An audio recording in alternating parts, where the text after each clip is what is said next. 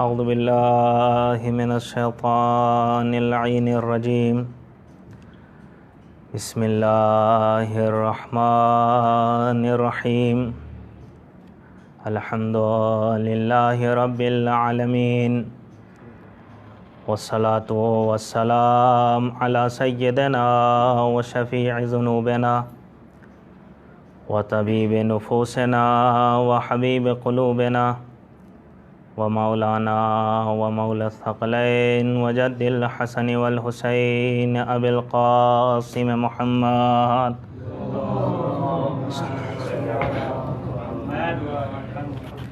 وعلى آلہ الطیبین الطاہرین المعصومین المظلومین ولعنۃ اللہ علی اعدائہم اجمعین اما بعد فقد قال اللہ تبارک فی القرآن المجید بسم اللہ الرحمن الرحیم فاعتبروا یا اولی الابصار صلوات پڑھیں محمد علیہ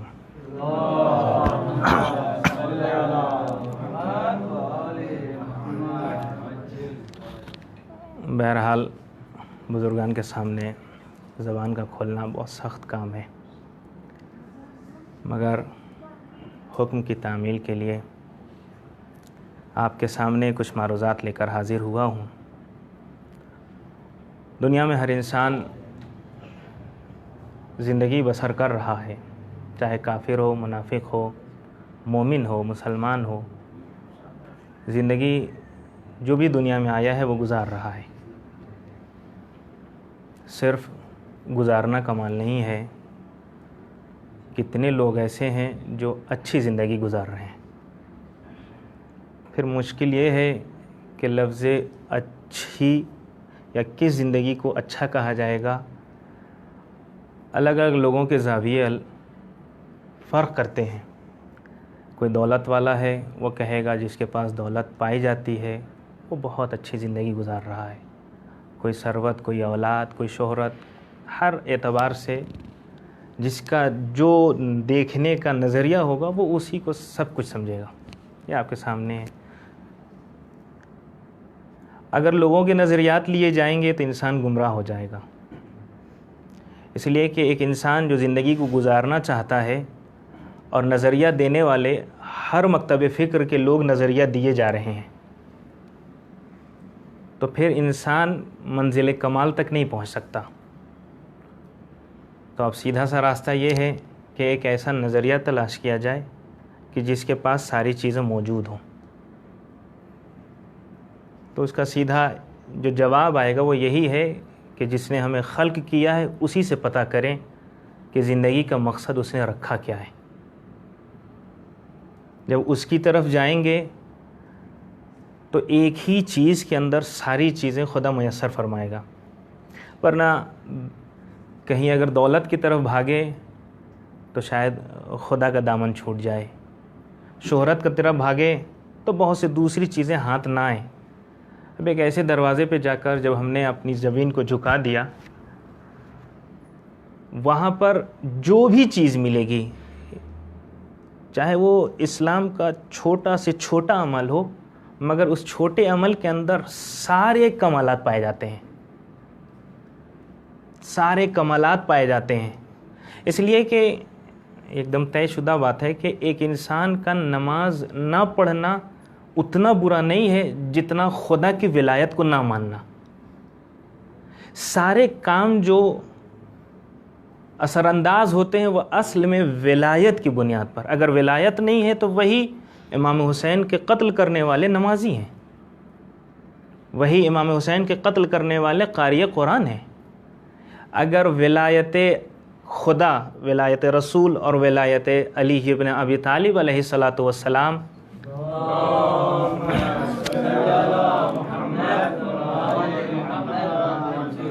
بہت زیادہ وقت نہیں لینا ہے، مگر یہ ہے کہ جو باتیں ہوں وہ کچھ اپنے اعتبار سے، حالانکہ آپ خود سمجھدار ہیں۔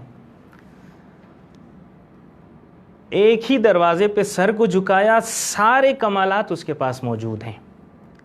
یہی وجہ ہے کہ جس نے در اہل بیت کو، ولایت علی ابن ابی طالب کو ٹھکرا دیا، محل بہت سے بنے، دنیا میں بہت سے محل بنائے گئے، چاہے وہ ظلم کی بنیاد پر، شہرت کی بنیاد پر، حکومت کی بنیاد پر، جس زاویے پہ بھی، مگر سارے مکان مٹ گئے، صرف علی کا گھر آج تک باقی ہے۔ اور صرف علی کا گھر نہیں، اور علی کے چاہنے والوں کا گھر آپ دیکھ سکتے ہیں، بہت سے مراجع کرام کی آج گھر بازدید کے لیے رکھے گئے ہیں، یعنی جو ان کی سیرت پہ چل رہے ہیں ان کے گھر بھی۔ بعض اوقات آپ اگر اہل بیت کا چاہنے والا ایک جوتا بھی کسی کے اوپر وار کر دے، وہ بھی بہت اہمیت کا حامل ہو جاتا ہے۔ تاریخ آپ کے سامنے ہے۔ مولا کائنات سے پوچھا گیا تھا آپ کی نظر میں حکومت کیسی ہے، تو تشبیہ کیا دی تھی؟ باطل حکومت کی، ظالم حکومت کی۔ یہی تو کہا تھا کہ میری جوتی، یہ مسند پہ بیٹھنے والے لوگ اور اس مسند سے بہتر میری جوتی ہے، یہی کہا تھا نا۔ کیوں؟ اس لیے کہ اس نالین نے ایک لمحہ بھی گمراہی کا راستہ طے نہیں کیا۔ یعنی امام علی علیہ السلام نے ایک کلیہ دیا کہ جب حکومتیں باطل ہوا کرتی ہیں تو اس کی تشبیہ جوتے سے دی جاتی ہے، اور اس زمانے میں کسی نے جوتا چلا کے بتایا تھا کہ حکومت کس کی خراب ہے۔ تاریخ آپ کے سامنے ہے۔ ولایت علی ابن ابی طالب سے اگر کوئی بھی شے دنیا کی خالی ہو جائے تو پھر اس کا وجود نہیں ہے، اس کا کوئی وجود نہیں ہے، چاہے مکان ہو، زمان ہو، کوئی بھی چیز ہو۔ مگر جن کو بھی اگر اہمیت ملی ہے، اسے حیات ابدی ملی ہے، تو صرف ولایت علی ابن ابی طالب کی بنیاد پر۔ اور جس کی ایک دلیل یہ ہے کہ ہمارا وجود کچھ بھی نہیں ہے، مگر ہم نے اہل بیت کے ذکر سے اپنے وجود کو مزین کیا ہے، تو ان کے ذکر کے سائے میں ہمارا بھی وجود پایا جا رہا ہے، ہم بھی آج باقی ہیں۔ تو اسی اصل ولایت اہل بیت کی بنیاد پر حادثات دنیا میں بہت ہو رہے ہیں۔ انسان پیدا ہوا ہے تو ایک مقصد کے تحت، اور اگر کسی بھی انسان کی زندگی میں، چاہے میں زیادہ تر گفتگو اپنے لیے کر رہا ہوں،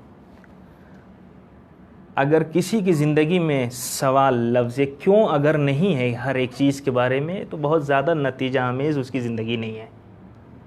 بس ارے کسی نے کہا ہے مجلس میں بلایا، آنکھ بند کر کے چلے جائیں، اگر کیوں اس کے پاس اس کا جواب نہیں ہے، تو پتہ چلا کہ بعض اوقات بہت سے ایسے لوگ ملے۔ تاریخ عبداللہ ابن عمر کون ہے؟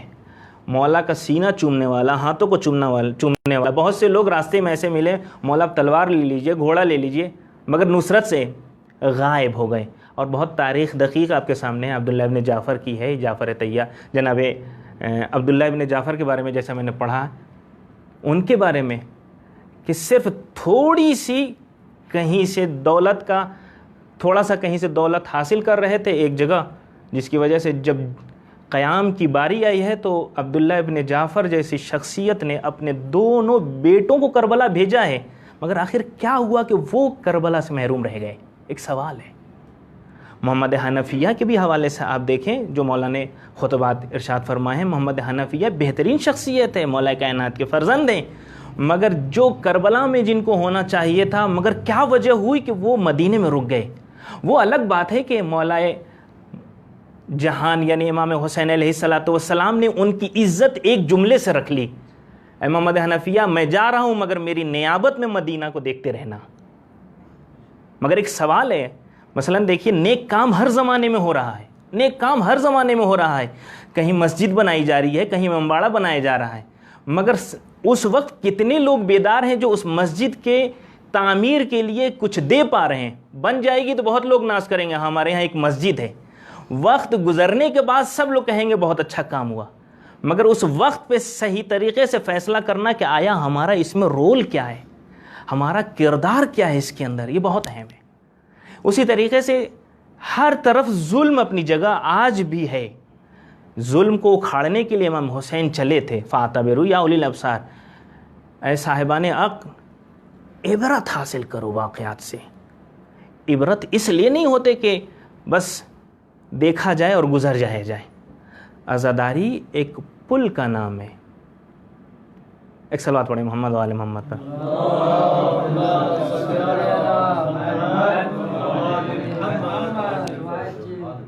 عزاداری ایک پل کا نام ہے۔ آپ بتائیں اگر پل بہت اچھا بنا دیا جائے بہت اچھا بنا دیا جائے تو اس پہ کتنا دیر رکا جا سکتا ہے، اس کی خوبصورتی کو کتنا دن دیکھا جا سکتا ہے. اگر زیادہ دیر رک گئے تو حکومتیں وہاں سے کہیں گی چلو یہ صرف گزرنے کے لیے ہے، یہاں مکان نہیں بنا سکتے. اسی طریقے سے عزاداری ایک پل ہے، اس طرف سے انسان کو اٹھا کے اس طرف پہنچانے کا کام پل کیا کرتا ہے. عزاداری اس طرف سے جو خالی ہے انسان، اسے یہ توحید تک پہنچانے کا کام عزاداری کرتی ہے. یعنی ہم ہر عزا کے بعد، ہر مجلس کے بعد، ہر نوحے کے بعد، ہر مرثیے کے بعد ہمیں یہ اپنا خود حساب و کتاب کرنا پڑے گا کہ ہم خدا تک پہنچے کہ نہیں. ورنہ بہت سے لوگوں کا ہم و غم یہی رہتا ہے، سال بھر اس لیے جیتے ہیں کہ اگلے سال تبرک کیسا بانٹیں گے. تبرک ایک پل کا نام ہے. آیا تبرک بانٹنے کے بعد خدا ملا یا نہ ملا؟ آیا مجلس کروانے کے بعد خدا ہم سے راضی ہوا یا نہ ہوا؟ یا میرے جیسا انسان آیا مجلس پڑھنے کے بعد لوگ زیادہ خوش ہوئے یا خدا زیادہ خوش ہوا؟ یہ سوال ہے میری ذات سے. اگر یہ نہیں ہے تو پھر ایک صرف زندگی گزر رہی ہے اور عبرت کے بغیر. بغیر عبرت کے کوئی فائدہ نہیں. بہت سے لوگوں نے کربلا سے درس وفاداری لی، شجاعت لی، صبر لیا، ساری چیزوں کو لے لیا، مگر یہ سارے معالجے کس کے لیے ہیں؟ جو صحیح میں عبرت حاصل کر لے، جسے صحیح وقت پہ پتا ہو کہ یہ مجھے مرض لاحق ہے تو اس کا علاج یہ ہے. بہت سے لوگ صرف درس وفا کی طرف گئے. نتیجہ کیا ہوا؟ جب ہمارے مجلسوں میں، ہمارے یہاں خطبہ یا جو ذاکرین جن لوگوں نے صرف وفاداری حضرت عباس کو پیش کیا، علمبرداری حضرت عباس کو جن لوگوں نے ذکر کیا، بہت اچھا تذکرہ ہوا، ماشاءاللہ بہت اچھا لوگوں نے بیان کیا. مگر نتیجہ کیا ہوا؟ ہماری قوم میں اکثر بچے علم اٹھانے والے تو بنے مگر حقیقت میں علمداری کا فلسفہ سمجھ نہ سکے. علم تو بہت اچھے سے، محنت سے، بہت شوق و جذبے سے اٹھاتے ہیں، پاکیزگی کا خیال رکھتے ہیں، ساری چیز، مگر وہ علم اٹھانے والا نماز سے غافل ہے. یعنی کیسی وفا سیکھی، کیسا علم اٹھانا سیکھا جس میں نہ خود حضرت عباس راضی ہیں نہ اہل بیت راضی ہیں. ایک صلوات پڑھیں محمد و آل محمد پر.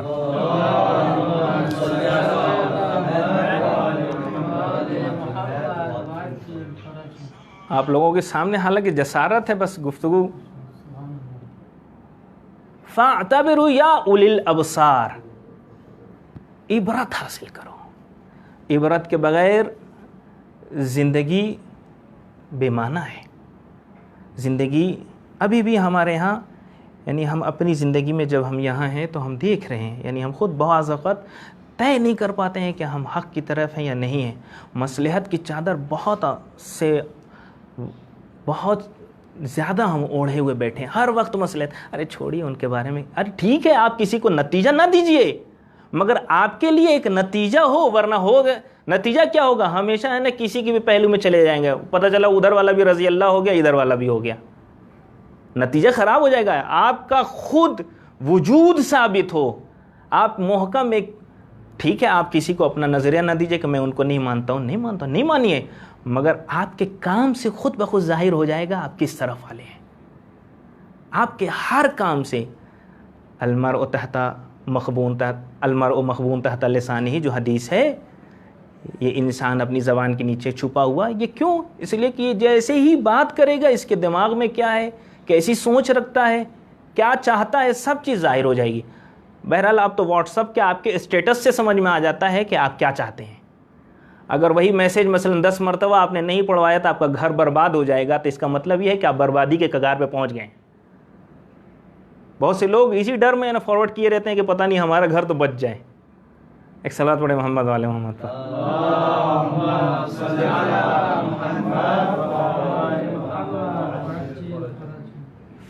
عبرت ہمیں اپنی زندگی میں حاصل کرنا ہے. بہت سی چیزیں ہیں امام حسین کا ساتھ دینے والے. یہ عبرت کیا وجہ ہوئی کہ بہت سے لوگ ایسے ہوئے کہ جو امام حسین کے ساتھ چلے نہیں تھے مگر آخر میں امام حسین سے ملے ہیں. جناب حور سے پہلے بہت سے لوگ ہیں، بہت سے لوگ امام سے آئے ہیں، ملے ہیں، اور بہت سے ایسے لوگ ہیں کہ جو آخری وقت تک امام کے ساتھ تھے مگر ساتھ چھوڑ کے بھاگ گئے. اس لیے کہ شرط رکھی تھی، مولا جب تک ہماری جان سالم ہے تب تک میں آپ کا ساتھ دوں گا. جب دیکھا کہ آپ کوئی نہیں بچا ہے، صرف امام حسین ہے، تو کہا میرا وعدہ اب تمام ہوا، اور وہاں سے وہ چلا گیا. کہیں ایسا، یہ واقعات جو ہیں یہ اس لیے ہیں کہ ہم بھی اپنے وقت کے امام کی صحیح طریقے سے معرفت حاصل کر سکیں. ہمیں بھی اپنے امام وقت کی معرفت حاصل کرنا پڑے گی. کہیں ایسا نہ ہو کہ کسی ایک وجہ سے ہم اپنے امام کا ساتھ چھوڑ دیں. ہمیں اپنے امام کا ساتھ دینا ہوگا ہر حال میں اگر عبرت تاریخ سے حاصل کی ہے. ایک صلوات پڑھیں محمد وعلی محمد.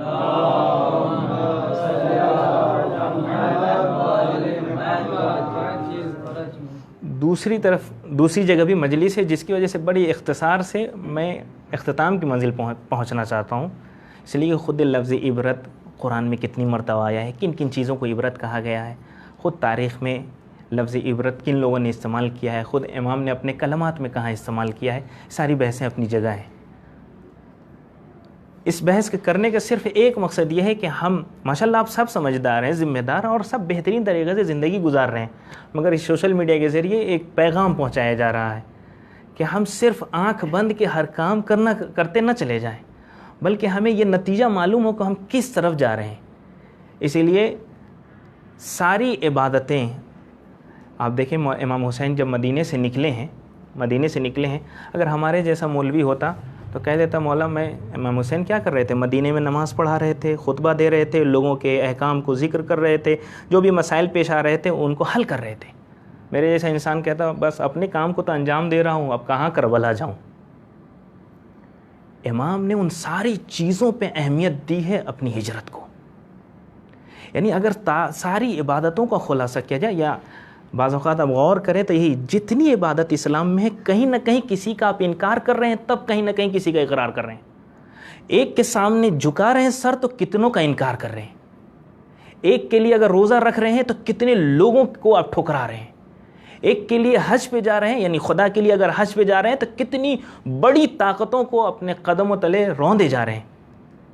یعنی ہر عبادت میں ایک سارے مفاہیم کے ساتھ, یعنی جہاں عبادتوں میں سجدہ کرنا چاہیے, یہ کرنا چاہیے, وہ ساری چیز, مگر سارا لب لباب یہ ہے کہ یہ انسان جو موحد پرست ہے یہ حقیقت میں باطل کا دشمن ہونا چاہیے. اسے اگر یہ توحید پرست ہے تو اسے دشمن ہونا, یعنی اس کے دل میں, اس کے وجود میں نفرت ہونی چاہیے باطل سے. چاہے وہ لا الہ الا اللہ کی منزل دیکھ لیں یا جو بھی, میں صرف سرسری طور پر یہ عرض کر رہا ہوں.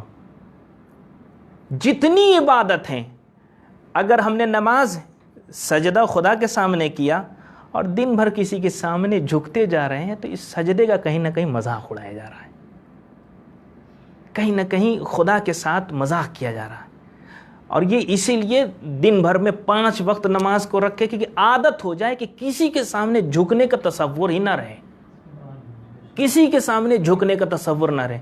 صرف ایک ہی ذات کے لیے جھکا جا سکتا ہے, وہ ہے خدا. ساری عبادتیں یہ اس لیے رکھی گئی ہیں تاکہ انسان ظالم کے خلاف, باطل کے خلاف آواز اٹھا سکے. آپ پہلے امام سے لے کے آخری امام تک, حالانکہ چھٹے امام تک تھوڑی فرصت ملی ہے, 7ویں امام کی بات سے جو زندگی تنگ کر دی گئی ہے, دشمنوں نے بہت تنگ کر دی ہے.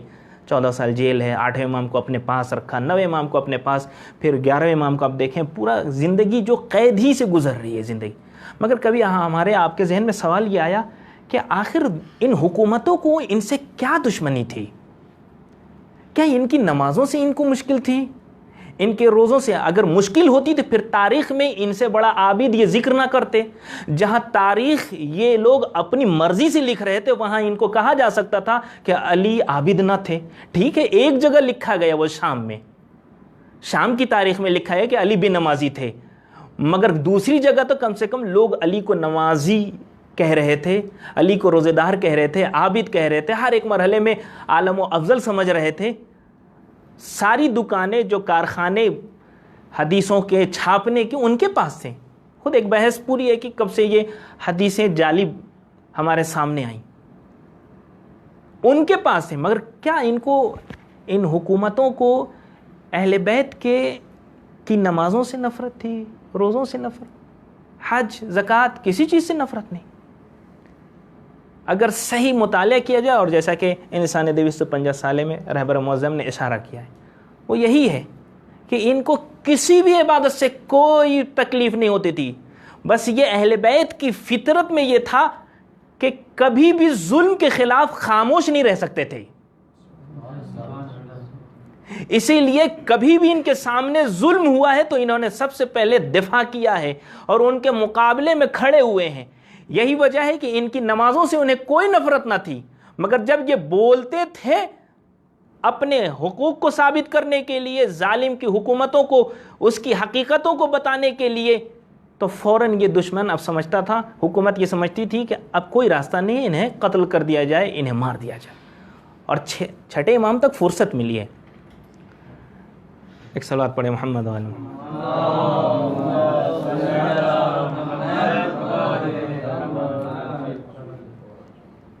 چھٹے امام تک فرصت ملی ہے، پانچویں امام اور چھٹے امام نے پھر سے وہ رسول خدا کی جتنے بھی رسول خدا کی احادیث اور جو سیرت تھی اسے پھر سے زندہ کیا، مگر جیسے ہی محسوس ہوا کہ ہلکی سی چھوٹ دینے کا نتیجہ یہ ہوا ہے، ساتویں امام سے سختیاں شروع ہو گئی، آٹھویں امام، نویں امام، اور بعد میں آپ دیکھتے چلے ہیں۔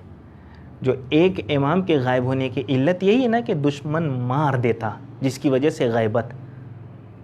تو خود ہم یہ سوچیں کہ کیا بہت سے لوگ بیٹھ کے دعا کر رہے ہیں اللہم عجل ولیک الفرج، امام کا ظہور ہو جائے، امام کا ظہور ہو جائے۔ ڈر ابھی بھی وہی ہے۔ سعودی عرب کی حکومت آج اگر خانہ کعبہ سے، دیکھیے آپ معجزے سے نہ تولیے گا، سعودی عرب کی اگر حکومت آج ہے اور اپنے وہ پورے ظالمانہ حکومت کے ساتھ آج زندگی بسر کر رہی ہے، تو آج اگر انتظار میں ہے، تھوڑا سا بھی کسی سے اگر محسوس ہو جائے وہ قتل کرنے کے لیے آمادہ ہے۔ اس کا مطلب یہ ہے کہ ہمیں پہلے سعودی عرب جیسی ظالم حکومتوں کو، پہلے اہل بیت کے چاہنے والے اسے جڑ سے مٹائیں گے، تب امام کا وہ ظہور ہوگا، تب امام کے لیے وہ راستہ فراہم ہوگا، تب امام جا کے امنیت محسوس کریں گے۔ وہ پھر بعد میں وہ جو خود ایک منزل ہے کہ کیا سارے لوگوں کو امام قتل کریں گے، ایسا کچھ نہیں ہے، سارے لوگوں کو قتل نہیں کریں گے۔ اگر سارے لوگوں کو قتل کر دیا جائے گا تو لیظہرہ علی الدین کلہ، یہ کہاں پھر صادق آئے گا؟ اگر صرف یہی 4 کروڑ 10 کروڑ شیعہ کے لیے اگر امام کا ظہور متوقع ہے تو امام آ جائیں، ان کے چاہنے والے اتنے لوگ موجود ہیں۔ نہیں، دین اسلام ہر مذہب پہ غالب ہوگا، صرف ابلیس صفت کچھ افراد رہیں گے جو امام کی حکومت میں نہیں آئیں گے، جو امام کی آواز پہ لبیک نہیں کہیں گے، وہ کچھ لوگ ہوں گے جن سے امام کا مقابلہ ہوگا۔ ایک صلوات پڑھے محمد و آل محمد پر۔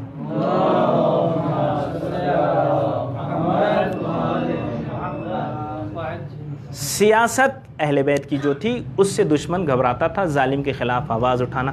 اگر ہم آج اپنے زندہ ضمیر کی دلیل دینا چاہتے ہیں تو ہمیں بھی ہر ظلم کے خلاف آواز اٹھانا پڑے گا۔ اب تو نتیجہ یہ ہو گیا ہے کہ جن کو لوگ لعنت اللہ کہا کرتے تھے اب انہیں بھی لوگ منوانے پہ لگے ہوئے، یعنی پھر سے ایسا لگ رہا ہے وہی دور آ رہا ہے۔ اب ہماری ذمہ داری بڑھتی جا رہی ہے۔ اب یہ وقت نہیں ہے کہ ہم کسی خطیب اور ذاکر کو یہ کہیں کہ ان کی غلطیوں کی وجہ سے یہ دن آئے ہیں، نہیں، وہ پہلے ہی سے پلید تھے، وہ موقع تلاش کر رہے تھے کہ کب شیعوں کے خلاف ہم آواز اٹھائیں، مگر اب ہماری ذمہ داری حد سے زیادہ ہو گئی۔ بس آخری بات یہیں سے کہ اگر ہماری زندگی میں لفظ کیوں نہیں ہے کسی بھی چیز کے بارے میں، تو پھر نتیجہ ہمیں صحیح حاصل نہیں ہوگا۔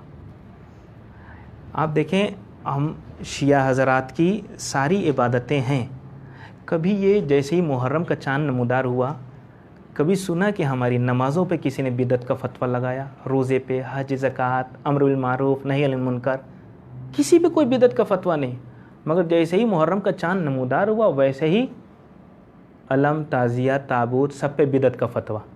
بیٹھے بیٹھائے گھر میں کتنوں کے نکاح ٹوٹ گئے، ہے نا؟ یہی ہے نا۔ اگر ہم بنیادی طور پہ ہی غلط ہیں تو ہماری نماز، روزہ، حج، زکوٰۃ کسی پہ کوئی مفتی نہیں بولتا، صرف کس پہ بولتا؟ علم، تعزیہ، تابوت، ان کا اٹھانا بدعت، ان کو دیکھنا بدعت، نکاح ٹوٹ جائے گا۔ کیوں؟ یہ اس لیے کہ جب بھی ہم علم، تعزیہ، تابوت لے کر جلوسوں میں جب نکلتے ہیں تو ہر زندہ ضمیر یہ ضرور سوال کرتا ہے، یہ بتائیں یہ علم کس کا ہے، یہ تابوت کس کا ہے، یہ تعزیہ کس کا ہے؟ تو جواب دینے والے کہتے ہیں یہ حسین ابن علی کا ہے، یہ حسین ابن علی کا ہے۔ مگر سوال اتنی ہی پہ اگر رک جاتا تو بات ختم ہو جاتی، سوال اس سے زیادہ بڑھ جاتا ہے کہ یہ بتائیں انہیں مارا کس نے؟ توجہ شرط ہے، انہیں مارا کس نے؟ تو جواب یہ ہے کہ یزید نے مارا ہے۔ اب پھر ادھر سے بھی سوال، حسین کس کے بیٹے تھے؟ علی کے بیٹے تھے۔ حسین کس کے نواسے سے؟ رسول کے نواسے تھے۔ اسی طریقے سے پھر یہ سوال ہوتا ہے، یہ بتاؤ یزید کس کا بیٹا تھا؟ توجہ شرط ہے، یزید کس کا بیٹا تھا؟ تو جواب یہی ملے گا کہ یزید فلاں لعنت اللہ کا بیٹا تھا۔ اصل مدعا چھپانے کے لیے ہی پہلے ہی بدعت کا فتویٰ لگا دیا تاکہ لوگ اصل تک نہ پہنچیں، بس یہیں رہ جائیں۔ اصل بدعت کا فتویٰ اس لیے لگایا تاکہ وہ جو لعنت اللہ جسے امیر اور جو بھی کہا جاتا ہے اس کی حقیقت تک لوگ نہ پہنچیں۔ اور تاریخ میں عجیب ظلم و ستم،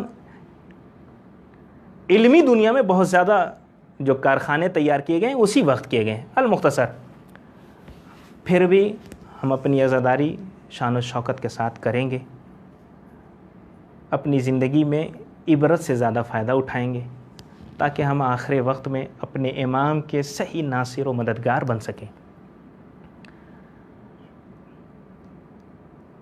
آج جس کی شہادت کی تاریخ ہے، اس نے پیغام کربلا کو پہنچانے کے لیے ساری مصیبتوں کو برداشت کیا۔ ایک لفظ بیمار پہ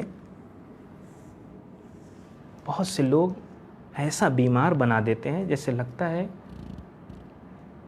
کہ ہم جیسے جو بیمار لوگ ہوتے ہیں ویسا امام کو بیمار بنا دیا۔ حالانکہ ہمارا نظریہ مولا کائنات کے حوالے سے یہ ہے کہ امام سے پوچھا گیا تو امام نے ویسے ہی جواب دیا۔ تو امام نے خود کہا تھا کہ میرے سامنے دنیا جیسے جاگتے ہوئے ویسے سوتے ہوئے، یعنی پہلے امام پہ کتنا مضبوط عقیدہ ہے، اور چوتھے امام سید سجاد پہ ایسا بیمار والا عقیدہ ہے کہ غش کے عالم میں آپ خود تصور کریں، جہاں سے ایک جنازہ نکل رہا ہو وہاں ایسی نیند۔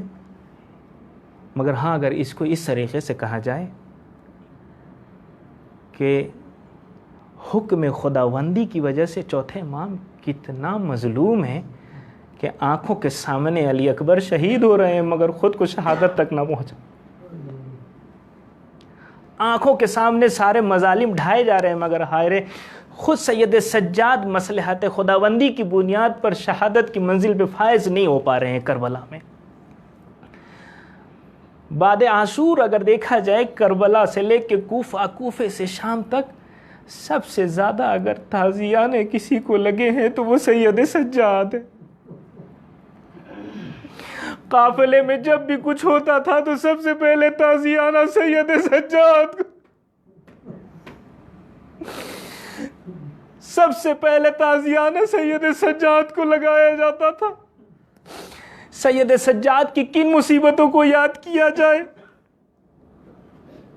بس ایک روایت نعمان ابن منذر کی، نعمان ابن منذر سے امام فرماتے ہیں، نعمان ہمارے اوپر شام میں کچھ ایسی مصیبتیں ڈھائی گئی جو کہیں نہ ڈھائی گئی۔ مولا آخر شام میں ہوا کیا؟